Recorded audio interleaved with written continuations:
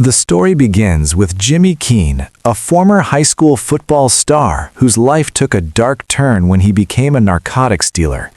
Once celebrated on the field, he now navigates the dangerous world of drugs and crime. One day, Jimmy visits his supplier, Rog, to confront him about a shortfall in the latest batch of drugs. Rog, known for his ruthless reputation, assures Jimmy that he has never cheated a client, insisting that trust means more to him than his own life. To clarify the situation, Rog leads Jimmy into a dimly lit room. As the lights flicker on, Jimmy is stunned to see his childhood friend, Danny, tied to a chair, battered and bleeding. Rog reveals that Danny is the one responsible for tampering with the supply.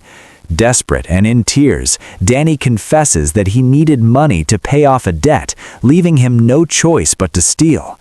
Without hesitation, Rog raises his gun, ready to execute Danny for betraying their trust. Jimmy, unwilling to let his old friend die, steps in and pleads for his life. In a desperate bid to make amends, he offers Rog an additional 3 kilos of drugs, promising to cover Danny's mistake. Reluctantly, Rog agrees, sparing Danny, for now.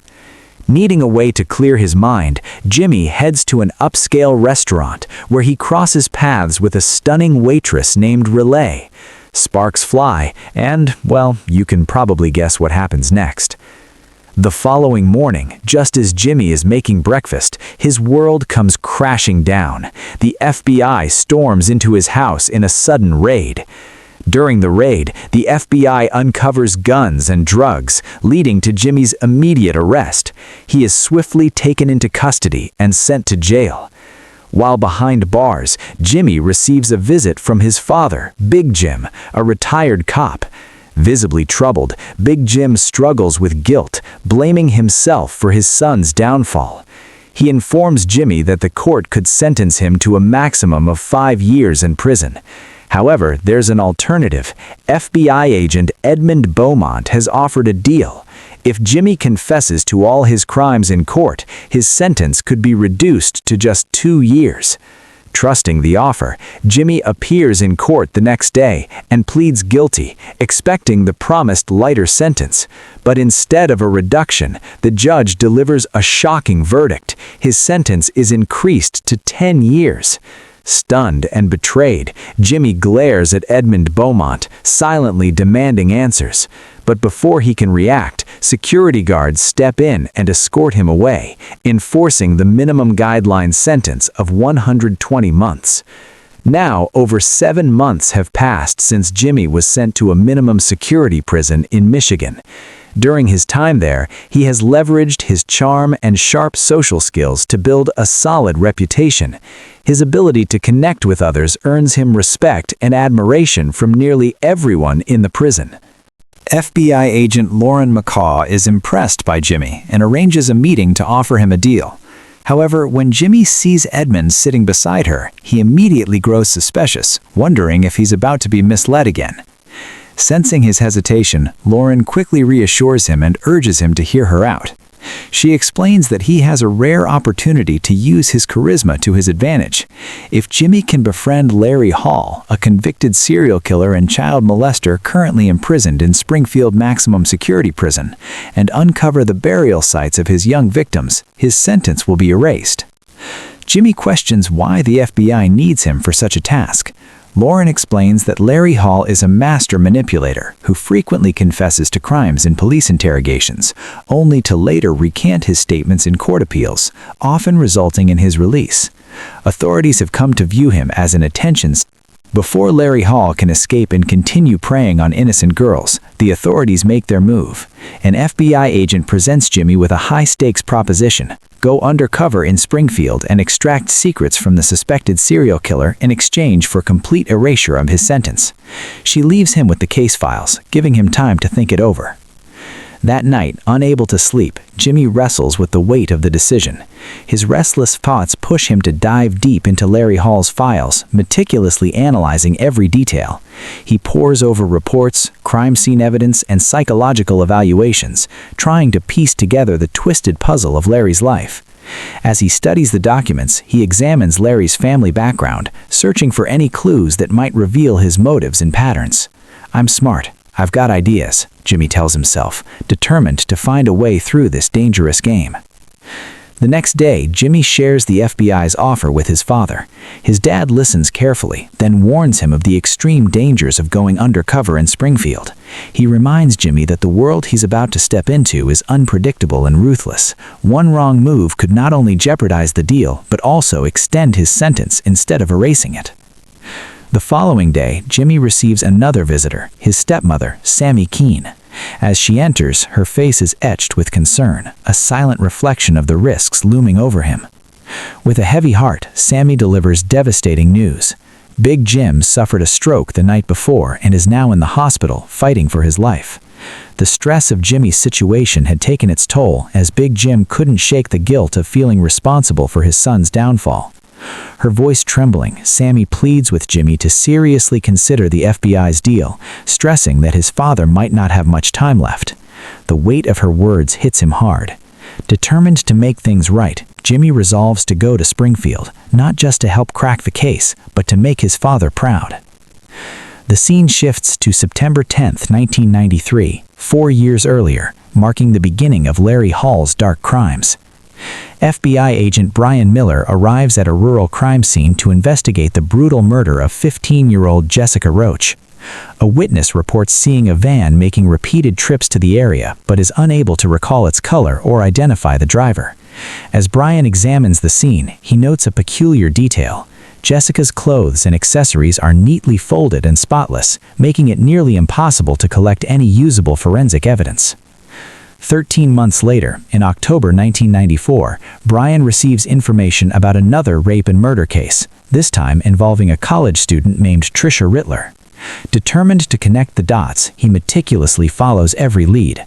His efforts pay off when he discovers that the van spotted at both crime scenes belongs to Larry Hall. Without hesitation, Brian contacts his colleague, Chris Dale, to gather more intel.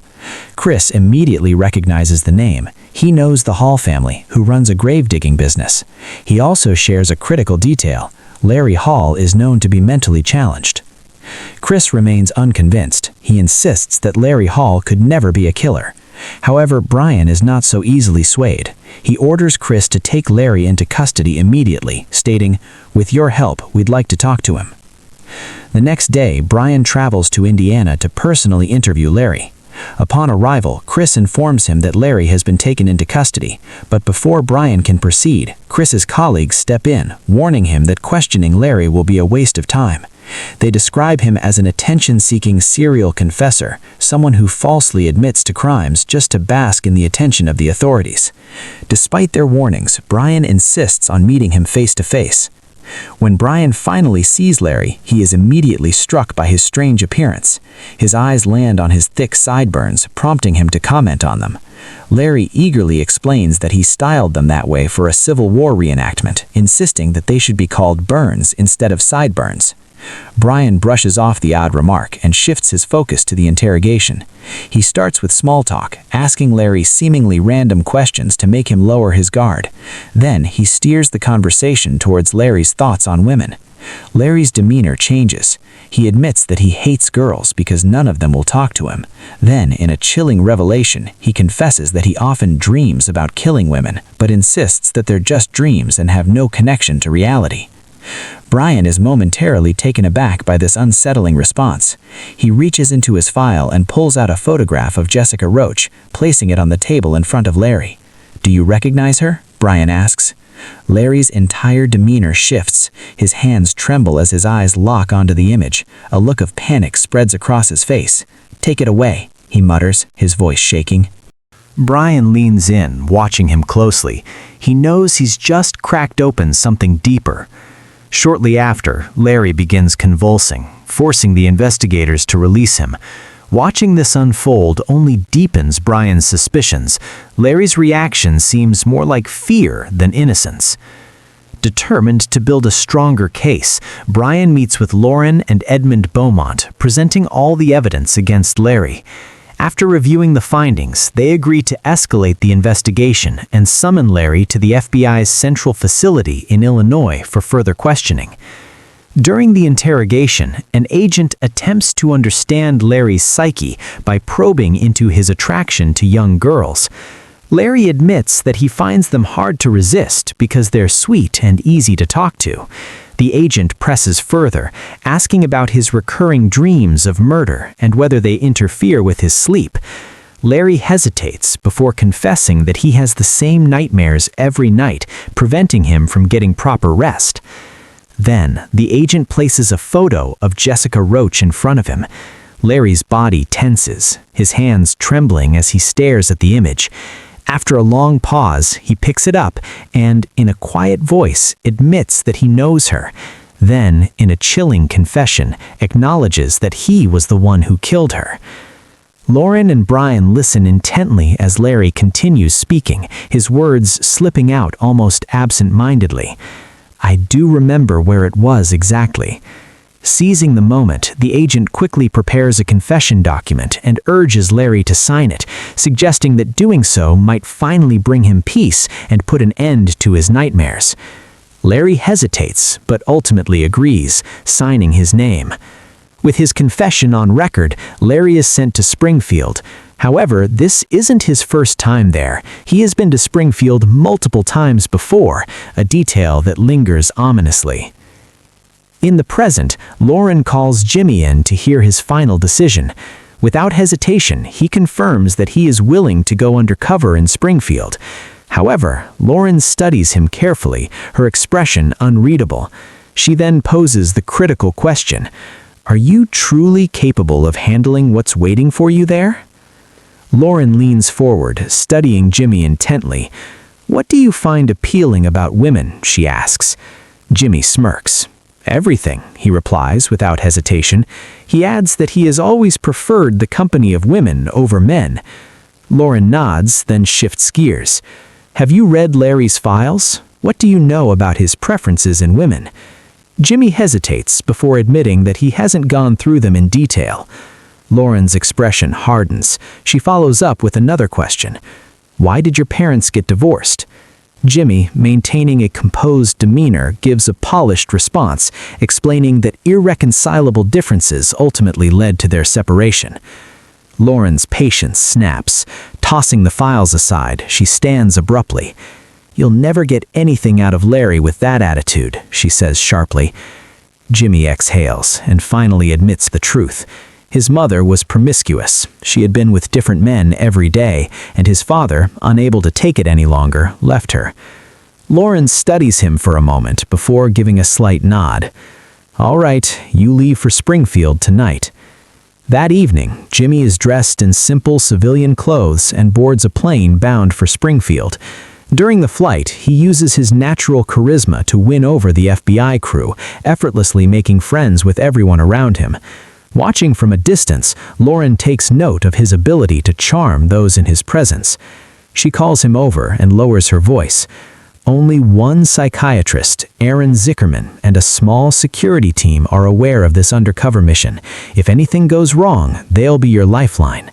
She pauses before adding, "I'll visit you in a month. As your girlfriend, it's part of your cover. We can't have anyone getting suspicious." Upon landing in Springfield, Lauren turns to Jimmy one last time. "Good luck, stay focused, and don't make any mistakes." As the FBI crew drives him to the Springfield prison, they reapply his handcuffs with quiet apologies. As they near the facility, a creeping sense of unease settles over Jimmy. His pulse quickens. The reality of what he's about to do finally sinks in. At the last moment, panic surges through him. He shakes his head. "I want out. I can't do this. Get me out of here. I'm not staying in that demonic cell." One of the agents grips his shoulder firmly. "This isn't just about your freedom. You're here to stop a monster from walking free." Jimmy takes a deep breath, forcing himself to steady his nerves. As the prison gates loom ahead, he realizes there's no turning back now. Realizing the gravity of his mission, Jimmy steels himself and steps into the Springfield prison, fully committed to stopping Larry Hall from committing further atrocities against innocent girls. Inside the prison, Larry Hall works as a mechanic, using his extensive knowledge of engine repairs. The guards frequently rely on him to fix malfunctioning equipment, which grants him certain privileges. Over the next several days, Jimmy carefully observes Larry's habits. He notices that Larry is a recluse, rarely engaging in conversation with other inmates. Despite multiple attempts to initiate small talk, Jimmy is repeatedly brushed off. Larry prefers silence. Fortunately, their cells are adjacent, allowing Jimmy to study his behavior even more closely. He watches for any patterns, waiting for the right moment to gain Larry's trust. Meanwhile, outside the prison, Lauren and Brian continue their investigation at Larry Hall's home. As they step inside, they are met by Gary Hall, Larry's twin brother. Skeptical and defensive, Gary warns them that their search will be pointless. He firmly believes that Larry is innocent and expresses confidence that his brother will soon be released, just as he has been in the past. Brian, remaining composed, responds, "Only time will tell the truth about your brother's actions, but I'll remind you, Larry has already confessed to 2 murders." As they continue their search, Lauren inspects Larry's van and makes a chilling discovery. She calls Brian over, pointing to a bottle filled with contraceptive pills alongside cleaning agents like alcohol and formalin. The unsettling combination raises immediate red flags. It suggests a calculated effort to eliminate evidence, deepening their suspicions about Larry's crimes. A few days later, an unexpected turn of events shakes Lauren and Brian. Larry's lawyer submits a request for a new court hearing, arguing for his release. To their astonishment, the judge accepts the plea. Now a grim possibility looms. If the court rules in Larry's favor, he could be declared innocent and set free. The thought sends a wave of urgency through Brian and Lauren. Time is running out, and if Jimmy doesn't succeed in uncovering the truth soon, a dangerous predator could walk free once again. As the stakes reach an all-time high, Lauren calls Brian that night, hoping to ease his growing anxiety. She reassures him that there's no need to worry. An undercover agent is already in place, working to uncover Larry's secrets. Despite her efforts to calm him, Brian remains deeply unsettled. "How do you feel about today?" she asks. "Good," he replies flatly, though his tone betrays his unease. He expresses doubt that this approach will yield any real results. Frustrated, he abruptly ends the call, uncertain about their next move. After hanging up, Brian turns his attention to his daughter, who is quietly playing in the corner of the room. As he watches her, a wave of concern washes over him. His mind drifts, haunted by a troubling thought. Can he truly keep her safe from the monsters lurking in society? The next day, Lauren meets with Brian, providing him with a detailed briefing on Jimmy's mission. She explains that Jimmy was arrested on narcotics charges, but possesses a rare gift. His natural charisma allows him to bond with people quickly. This trait makes him an invaluable asset, as he might extract crucial information from Larry that conventional investigative methods could never uncover. Brian, though exhausted, agrees to proceed with the plan. He shakes his head and smirks wryly. Larry Hall, what a master actor. Commits crimes, confesses, and still manages to walk free. In response, Lauren slides a stack of Larry's files towards him. Then we need to dig deeper. Meanwhile, inside Springfield Prison, Jimmy meets with Dr. Zickerman, the prison psychiatrist. The doctor tells him that if he ever needs anything, he can reach out, but their communication must remain strictly confidential. To avoid suspicion, he instructs Jimmy to visit him only once a week. Dr. Zickerman then prescribes antidepressants, but Jimmy immediately refuses. "I don't need them. I feel perfectly fine." The doctor, unfazed, leans back in his chair. "That may be true now, but give it a few months, your mental state could change. I strongly suggest you start the medication." After a moment of hesitation, Jimmy reluctantly agrees. He then asks for a way to contact the doctor in case of an emergency. Dr. Zickerman scribbles down his home landline number, handing it over with a stern warning. Use it only if absolutely necessary. Later, at the dining hall, Jimmy prepares to navigate the treacherous social landscape of the prison, knowing that every interaction could bring him one step closer to the truth, or put him in grave danger. Jimmy notices Larry sitting alone, eating while the others keep their distance. Deciding to make an effort, Jimmy decides to approach Larry and bridge the gap. Later, while picking up his medications at the medical store, Jimmy spots Larry again and tries to engage him with a simple "hello," but Larry doesn't respond. As Jimmy walks back to his cell, he calls out to Larry, asking why he's so quiet and expressing that he just wants to chat since they're neighbors. Larry, however, continues to ignore him and walks away, deepening Jimmy's determination to break through Larry's shell. The next day, Larry is sitting in the common room watching a TV show when suddenly another tough inmate forcefully changes the channel. Jimmy, observing this, sees an opportunity to gain Larry's trust. He stands up, switches the channel back, and reclaims the show for Larry. This act provokes the tough inmate, who begins threatening Jimmy in a fit of anger. Jimmy, undeterred, retaliates with a flurry of punches that leaves the inmate bloodied. Before long, security guards arrive, apprehend Jimmy, and throw him into solitary confinement as a consequence of the altercation. After spending an entire night in solitary confinement, Jimmy is returned to his cell. This time, Larry approaches him and asks why he fought the tough inmate on his behalf. Jimmy explains that the inmate was causing trouble and he couldn't tolerate that kind of behavior. He adds that since they're neighbors, it's only natural to stand up for one another. Larry is impressed by Jimmy's response and decides to introduce himself properly. The two begin to converse more openly, slowly forming a tentative bond. Jimmy senses an opportunity to build trust with Larry, hoping this connection will eventually lead to uncovering more about Larry's secrets. After a while, a security guard approaches Jimmy and informs him that someone is there to see him. Jimmy is confused, as family visit days are not scheduled for today.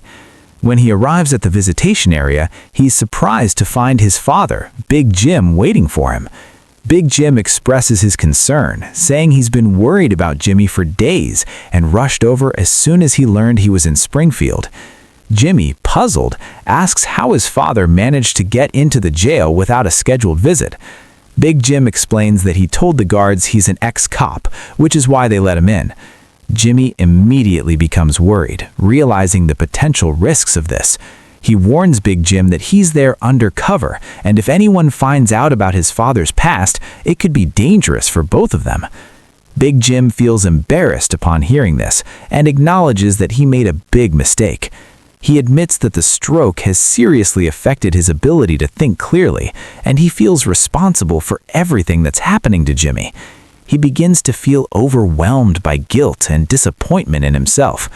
However, Jimmy reassures him, telling him not to worry because it's not his fault and that he sees his father as a strong figure.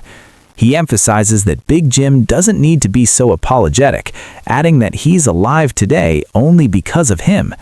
Just then, their meeting time runs out and Jimmy has to leave. Before going, he asks the guard, Carter, to keep the information about his father being an ex-cop to himself. Carter assures him that he won't mention it to anyone.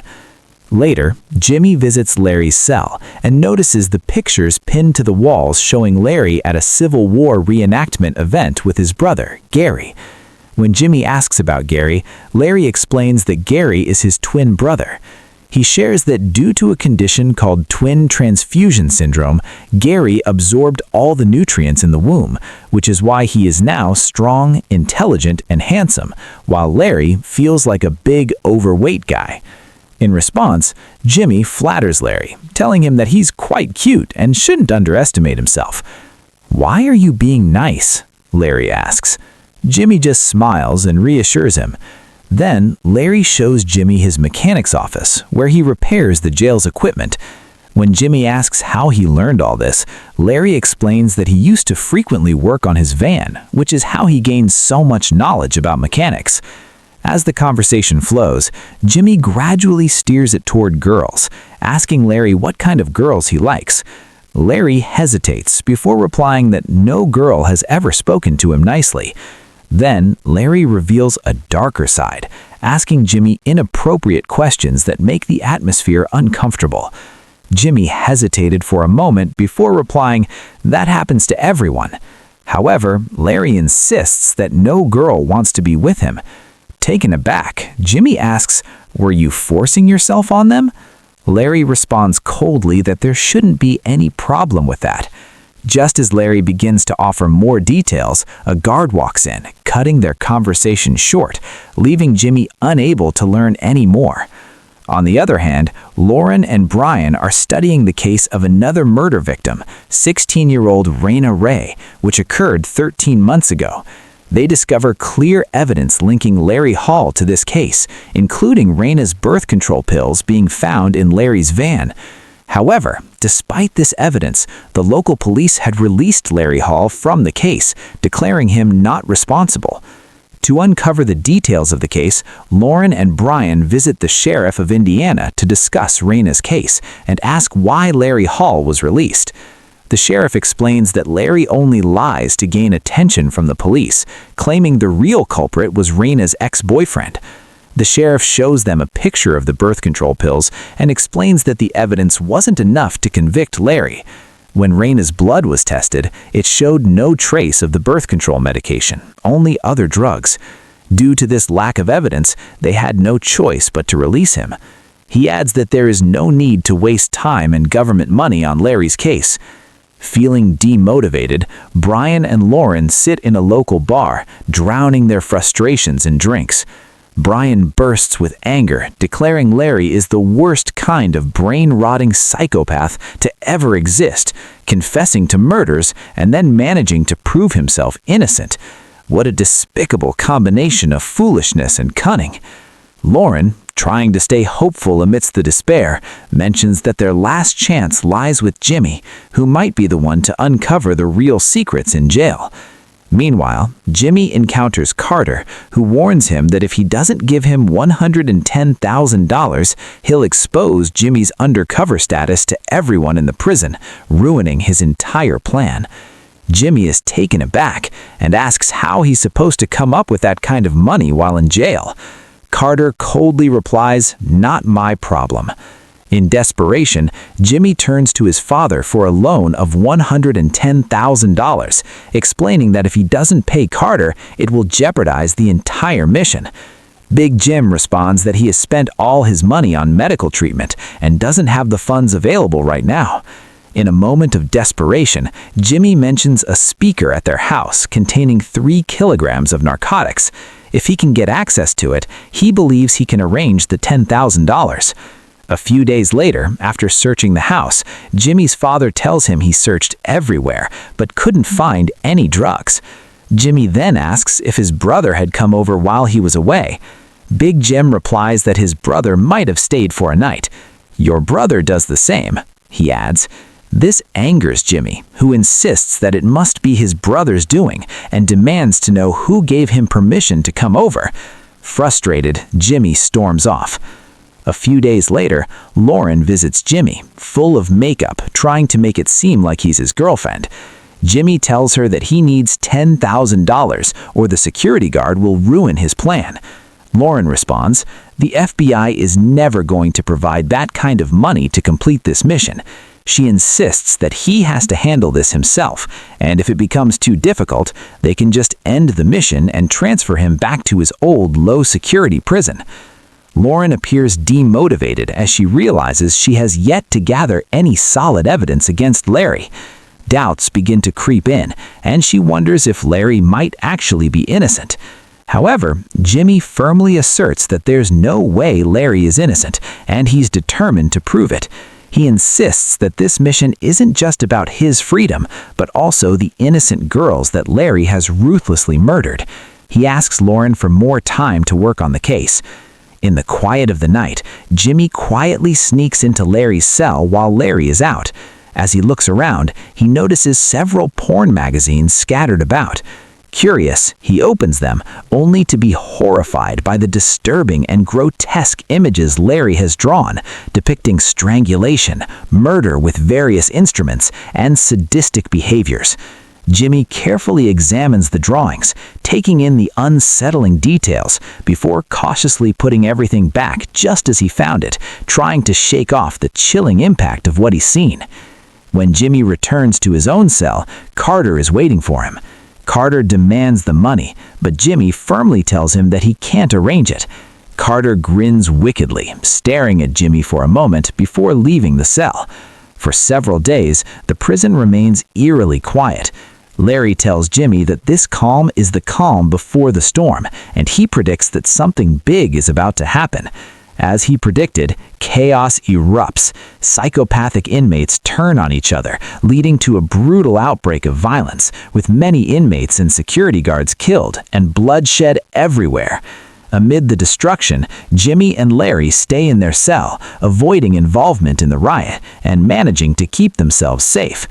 The police eventually managed to bring the riot under control after a difficult struggle.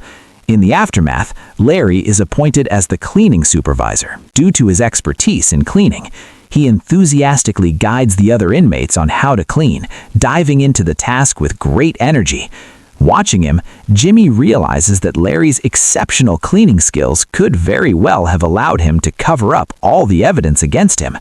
As they clean, Jimmy asks Larry about his childhood.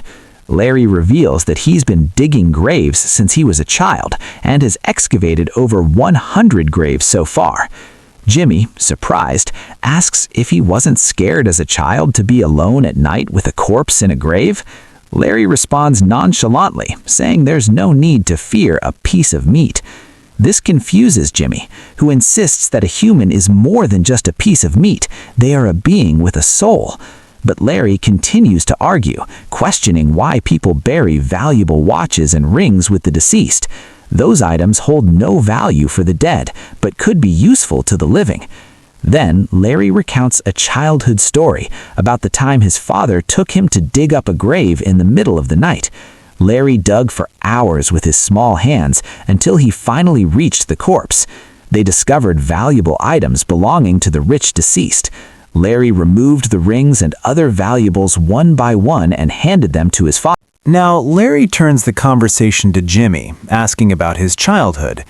Jimmy reveals that he felt very lonely growing up. His father, Big Jim, was his only friend, playing with him and spending time together. However, things changed when his mother started a bar business and began dating other men. This caused a rift between his parents, and as a result, Jimmy became increasingly isolated. Eventually, this all led to his parents' divorce, deepening Jimmy's feelings of loneliness. He continues his story, explaining that his mother's new boyfriend was incredibly cruel, often abusing her. One day, when the man started attacking Jimmy's mother, Jimmy tried to intervene to stop him. But the man retaliated violently, beating Jimmy so badly that he fractured his ribs. Jimmy recalls sitting in another room, in pain, while he could hear his mother being intimate with that man. Larry responds by telling Jimmy that his pain didn't come just from the fractured ribs, but from the realization that he tried to protect his mother, yet she loved that man more than him. This stark contrast only deepens Jimmy's feelings of betrayal and loneliness.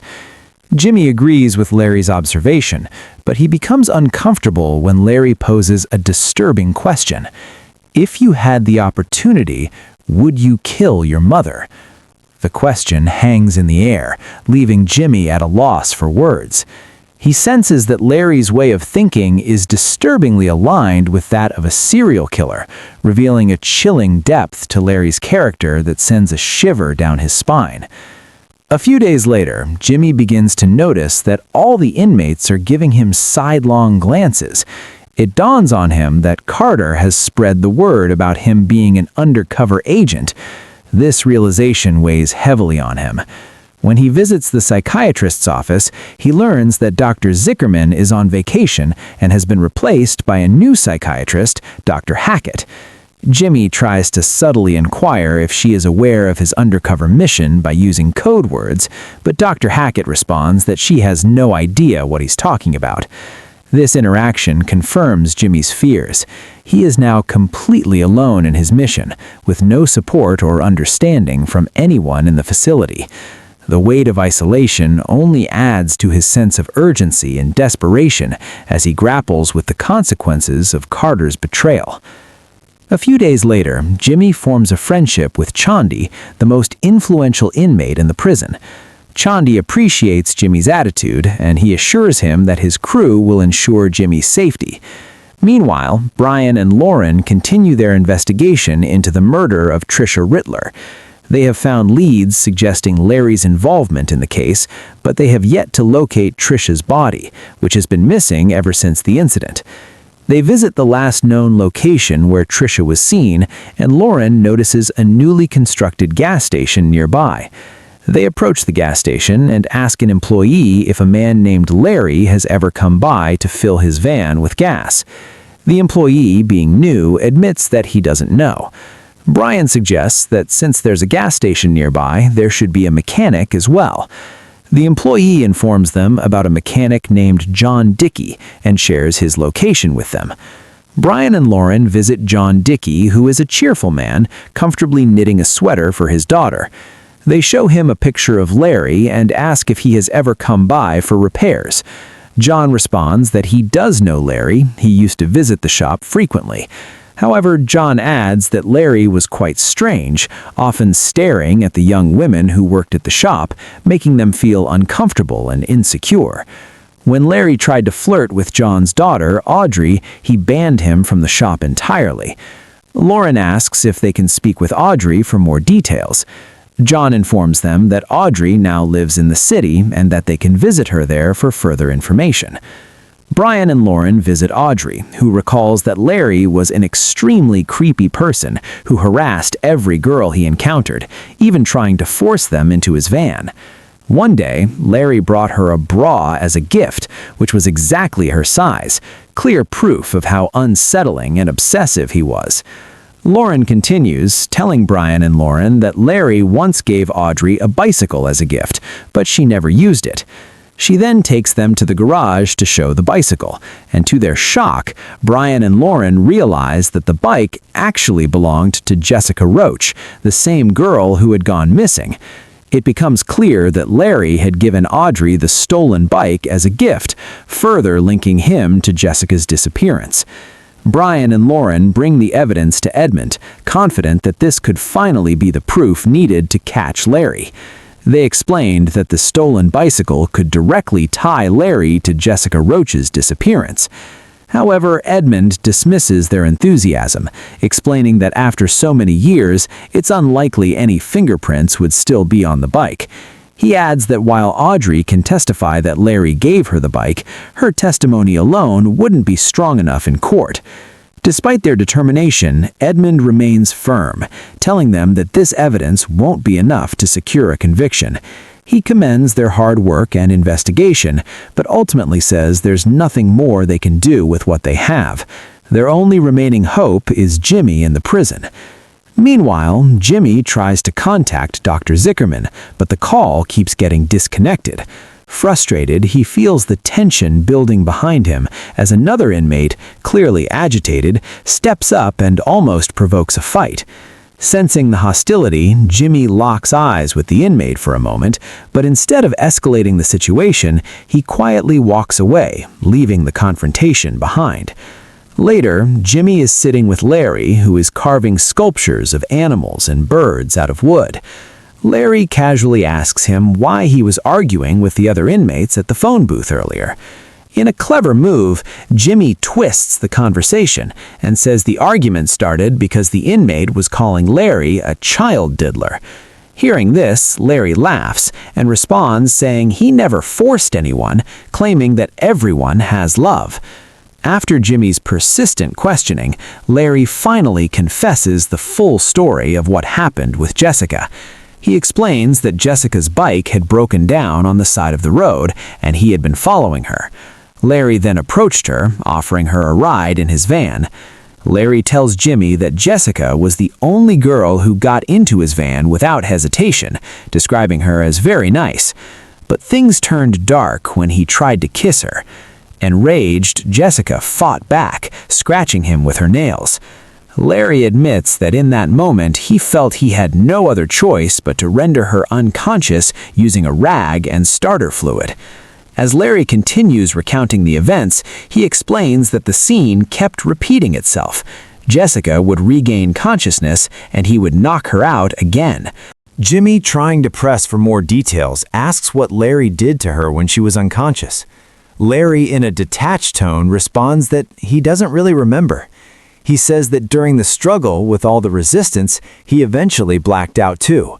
When he woke up, he found both himself and Jessica Roach lying there with their clothes already off.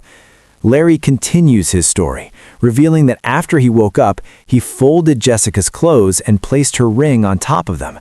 He then dragged her to a nearby tree, where he tied 2 belts around her neck and strangled her until she died. But even after killing her, Larry wasn't finished.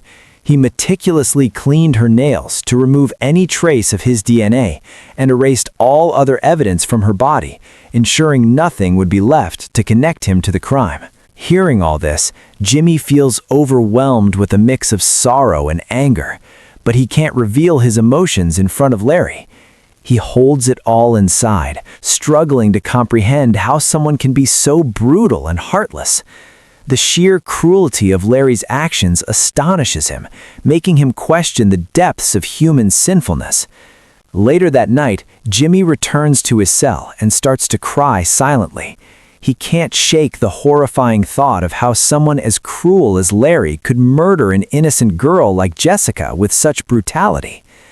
The weight of it all keeps Jimmy awake, haunted by nightmares throughout the night. The disturbing events he's learned about Larry replay in his mind, leaving him restless. In the morning, Larry comes to wake him up. He tells Jimmy that perhaps he's having nightmares because he's scared after hearing the story Larry shared. He claims that he's simply a great storyteller, and everything he said was just a story, with no connection to reality. Jimmy realizes that Larry is likely saying this because he's studied all his case files. Jimmy then uses a new technique, responding confidently that he already knew it was just a story, because he believes Larry doesn't have the guts to commit such acts. He calls Larry a coward, which visibly angers him. Larry's tone shifts, and he insists that everything he said is 100% true. He adds that if Jimmy wants to know more, he should come to his office in the basement after lunch, where he will show him the entire map. Later, Carter meets Jimmy and tells him that he knows Jimmy is here to catch Larry. He offers to help Jimmy if he's included in the plan. Jimmy asks Carter why he wants to help. Carter explains that if he successfully helps catch a high-profile criminal like Larry, it could lead to a promotion for him. Jimmy firmly declines, reminding Carter that he has already spread poison about him among the inmates and planted recorders in his clothes and cell. He warns Carter to stay away from him. Meanwhile, Lauren and Brian meet Gary. Gary asks what they are investigating now, to which Lauren replies that they're not here for an investigation, but just to chat for a bit. Gary offers them drinks and mentions that the appeal court will soon accept Larry's appeal, meaning Larry will be released again, and will likely start murdering girls once more. Lauren responds that he's right. Larry will be free again and will likely start murdering girls once more. Gary, visibly angry, asserts that while Larry may have done terrible things, he can't possibly be a murderer. He quickly heads inside the house to grab something. Lauren and Brian, thinking he might be retrieving a gun, prepare by keeping their own weapons ready in their pockets. However, when Gary returns, he brings childhood photos of Larry with him. Seeing this, both Lauren and Brian immediately take their hands off their guns. Gary shows the pictures, stating that Larry has been mentally disturbed since childhood, but he doesn't have the capacity to kill someone.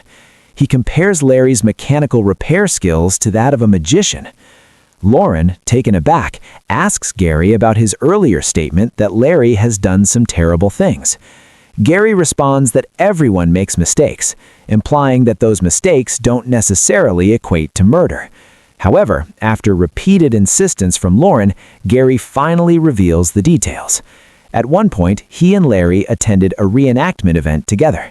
Gary had brought a girl to his tent and started to get intimate with her. Seeing this, Larry also tried to get close to the same girl, although she wasn't comfortable with him. Gary, being drunk, didn't stop his brother. Larry ended up inflicting significant harm on the girl, beating and strangling her until she died. Gary stood there watching in shock and says he'd never seen his brother display such a monstrous side before. Larry had turned into a complete demon. The next day, with the help of a biker, Gary managed to take the girl back to her home, filled with regret. He expresses how he wishes he had used his common sense at that moment to prevent the horrific act from happening. He laments that he should have tried to reason with Larry. Hearing this, Lauren confronts Gary, asking what he would do if his violent brother were to be released from jail and roam the streets again. He questions Gary whether he would be able to stop him, or if he could bear to keep such a monster in his life, watching him while knowing the potential harm he could cause. He could cause harm to someone else's mother or daughter. Gary falls silent, unable to answer Lauren's probing questions. On the other hand, Jimmy heads down to the basement to meet Larry. There, Larry has drawn a detailed map showing where he buried the girls he killed. Jimmy notices 21 vulture sculptures placed around the map. He asks Larry why specifically 21, pointing out that he could have chosen 20 or 22. Larry brushes off the question, claiming that 21 is his lucky number. Curious, Jimmy asks about the purpose of the wooden sculptures. Larry explains that the sculptures protect the souls of the dead. Jimmy, shocked by this explanation, realizes that Larry has killed 21 girls. Larry folds the map and packs it away to send home. Jimmy asks him if he can sleep at night after committing such acts. Larry admits that he often has nightmares. Jimmy suggests that instead of keeping the map, it should be sent to the families of the girls he killed, so their loved ones can find peace and bury their daughters in the right place. But Larry laughs and dismisses the idea, saying if he does that, he'll get caught. Jimmy suggests they could arrange for a third party to handle it, but Larry refuses, insisting that he will escape from this jail soon and repeat his actions with other girls. Jimmy, now furious, stands up and yells at Larry, declaring that there's no way he's leaving this jail and that he won't let him get away. At this point, Larry realizes that Jimmy is an undercover agent sent by Edmund and Brian. He immediately grabs Jimmy by the throat, yelling at him about betrayal and threatening to kill him. This leads to a violent struggle between them, just as the guards rush in to break up the altercation. Jimmy is thrown back into his cell while Larry exits his own cell, casting an evil smile in Jimmy's direction. As Jimmy reflects on Larry's next move, Dr. Hackett arrives with the guards, ordering Jimmy to be placed in solitary confinement. Jimmy shouts out, desperately insisting that he needs to talk to Dr. Zickerman. He repeatedly yells out the landline number, hoping someone will make the call for him, but nobody listens. His frustration grows as he realizes his pleas are ignored.